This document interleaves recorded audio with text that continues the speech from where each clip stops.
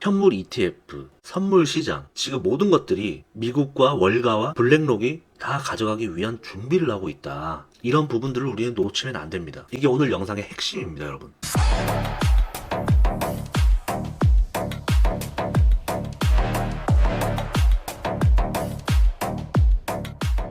여러분들 반갑습니다. 트레이더 송입니다. 자, 예상치 못한 악재가 터졌습니다. 바이낸스 CEO 짜오짱펑이 미국의 제재를 인정하면서 바이낸스 CEO 자리에서 사임을 한다는 발표를 했습니다. 그러면서 코인 시장이 큰 충격을 받고 비트코인 가격은 지금 36K 초까지 떨어지면서 이제 조금씩 반등을 하고 있는데, 자, 그것보다도 알트코인들이 더 지금 큰 폭의 하락을 하면서 좀 안 좋습니다, 상황이. 왜 지금 이런 상황이 펼쳐졌는지 오늘 한번 살펴보고, 그 근간에는 어떤 이유가, 진짜 이유가 무엇인지, 왜 바이낸스 CEO 자리를 내려올 수밖에 없었고, 미국은 왜 이렇게 바이낸스를 공격을 하는지 한번 살펴보면서 앞으로의 방향성까지 한번 확인해 보도록 하겠습니다. 자, 지금 미국이 어떤 발표를 했냐면, 바이낸스가 자금 세탁 관련해서 법들을 위반했다, 이렇게 이야기를 하면서, 얼마 전에 이 하마스와 이 테러리스트들 있잖아요, 이 단체들이 이 크립토를 이용해 가지고 자금을 모집했다, 이런 이야기가 있었잖아요. 근데 여기에 이 바이낸스가 관여를 했다라는 소식이 전해지면서 지금 좀 큰 악재로 다가왔습니다. 자, 사실 최근에 계속해서 바이낸스 직원들이 퇴사를 계속해서 하고 있었잖아요. 이 대테러 담당하는 임원이나 직원들이 퇴사를 했었는데, 사실은 그 기저에 미국에서 얼마나 큰 제재를 할지 바이낸스와 이미 이야기를 하면서 그 규모가 너무 크다 보니까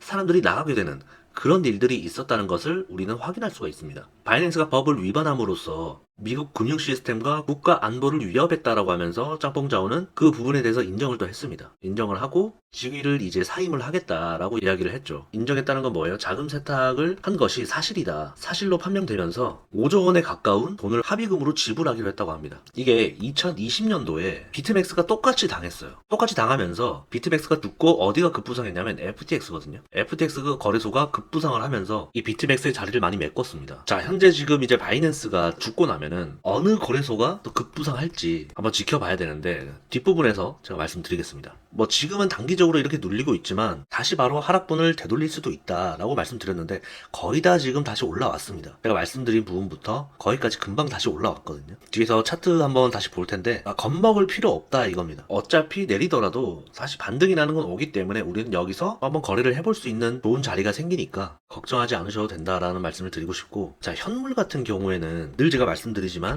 지금은 하락을 할 때마다 모아 가셔야 됩니다. 계속해서 모아 가셔야 된다는 말씀을 좀 드리고 싶습니다. 아직까지 추세가 이런 식으로 꺾이지 않았기 때문에 고작 이제 이 정도입니다. 네, 한참 이렇게 올랐다가 고작 여기서 횡보하다가 조금씩 이러고 있는 단계이기 때문에 떨어질 거라면 이런 식으로 꺾이고 한 번 더 반등 나옵니다. 이때 아주 좋은 자리가 나오겠죠. 뒷부분에서 차트 보면서 한 번 더 설명드리겠습니다. 그래서 이제 바이낸스는 미국에서 완전한 탈퇴를 하고 거래소의 제재 준수 프로그램, 그러니까 앞에서도 말씀드린 것처럼 아주 강력한 단속을 이제 할 겁니다. 바이낸스를 미국 재무부와 법무부에서 아주 강력한 단속을 할 거기 때문에 아마 미국에서 원하는 수준으로 관련되어 있는 제재, 그런 것들에 대한 오퍼가 들어올 겁니다. 그렇게 된다면 이제 바이낸스는 엄청나게 복잡한 과정들을 겪으면서 유저들을 많이 잃을 가능성이 생긴다. 그런 것들을 미국에서 의도하고 있다라는 것을 꼭 아셔야 됩니다, 여러분들. 그러면은 이탈된 고객들은 어디로 갈 것이냐? 자, 바이낸스가 무너지게 되면은 비트코인 현물 ETF 요청하는 사람들이 굉장히 유리해지기 시작합니다. 왜냐? 생각을 해보세요. 바이낸스에서 많은 사람들이 현물 거래를 많이 하고 있잖아요. 이 현물 거래라 함은 결국 ETF를 산다, 이 뜻이잖아요. 근데 미국에서 바이낸스가 자금 세탁 문제가 있다 라고 재무부, 법무부, CFTC 이 세 곳에 동시에 발표를 했어요. 이것은 아주 강력한 조사 조치거든요. 이례적인 조치이기도 하고, 재무부, 법무부, CFTC 이 세 군데 수장이 모두 모여가지고 지금 바이낸스가 문제가 있다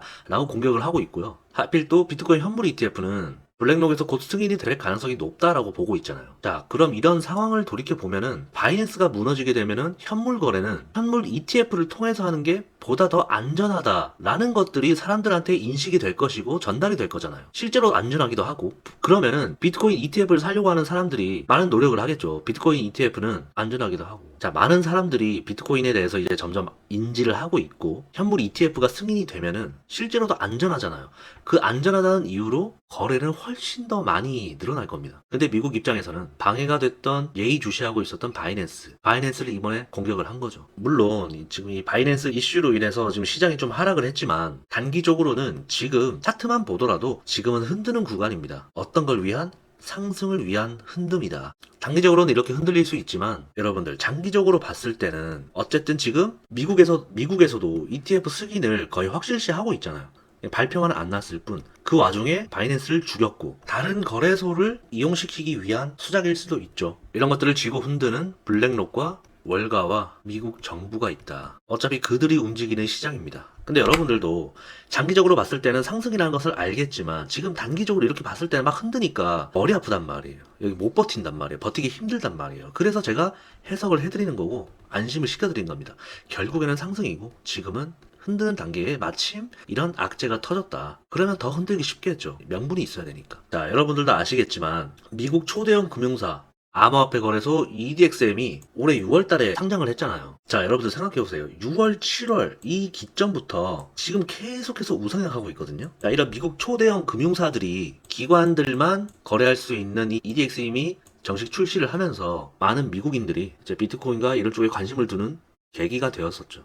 그러면서 시장을 몰아갔습니다. 분위기를 몰아갔고 또 최근에는 비트코인 선물 거래가 이 CME 시카고 대형 거래소 CME가 바이낸스를 넘어서는 일이 있었습니다. 이게 엄청난 중요한 일인데 그러니까 이 기관들은 CME를 더 선호하게 되고 바이낸스의 이 위상이 좀 꺾이게 되는 계기가 되었었죠. 꺾이게 되었다. 현물 ETF, 선물 시장, 지금 모든 것들이 미국과 월가와 블랙록이 다 가져가기 위한 준비를 하고 있다. 이런 부분들을 우리는 놓치면 안 됩니다. 이게 오늘 영상의 핵심입니다, 여러분. 자, 여러분, 이게 무엇이냐? 코인베이스의 10대 주주들입니다. 그 안에 뱅가드, 아크인베스트, 블랙록, 피델리티 다 들어가 있죠.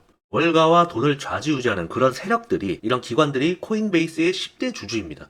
이미 코인베이스는 10대 주주가 이런 사람들로 구성이 되어 있습니다. 물론 다른 주식들도 워낙 굴리는 돈이 많기 때문에 주주가 많이 있습니다. 하지만 이 10대 주주가 모두 이렇게 인볼브 되어 있고 월가에 진하게 묻어 있는 것들은 이유가 있다라는 거죠. 주주들이 돈을 벌려면 당연히 이 코인베이스가 돈을 잘 벌어야겠죠.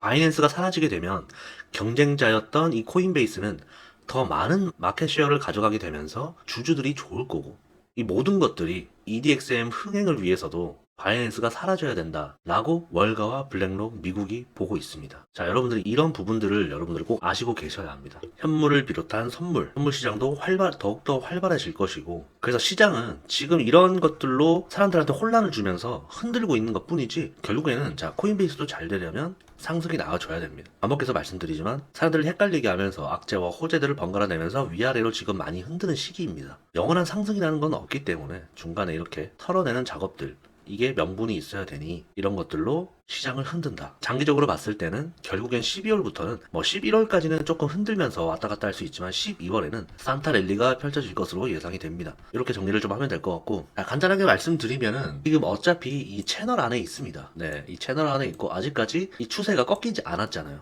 그죠? 그러면은 아직까지 괜찮다는 겁니다, 여러분. 자, 여기서 이 추세를 만약에 꺾인다면은 좀 더 하락이 나올 수 있겠죠. 근데 이런 식으로 바로 떨어지는 게 아니라 한번 반등 오고 이런 식으로 뚫립니다. 제대로 된 진입을 못 하셨다는 분들은 어차피 그 자리까지 옵니다. 이 선물 시장은 80%가 되돌림으로 와요. 테넥스 미디어에 자료 올려드릴 테니까 공부해보시면 될 것 같고 공식 텔레그램에는 제가 주기적으로 중요한 정보, 온체인 데이터나 오더북 같은 자료 올려드리면서 설명해드릴 테니까 즉각 대응하실 수 있게 제가 해드리겠습니다. 아직까지는 분위기가 괜찮으니까 걱정 안 하셔도 될 것 같고 아까도 말씀드렸지만 이런 뉴스들, 이런 악재들을 터뜨림으로써 흔드는 시기이다. 하지만 추세는 아직 꺾이지 않았고 걱정할 필요 없다. 이렇게 정리를 해봐도 될 것 같습니다. 오늘 영상 여기까지 하겠고요. 도움이 되셨다면 구독, 좋아요, 알림 설정 부탁드리겠습니다. 오늘도 영상 시청해주셔서 감사드립니다. 트레이더 송이었습니다.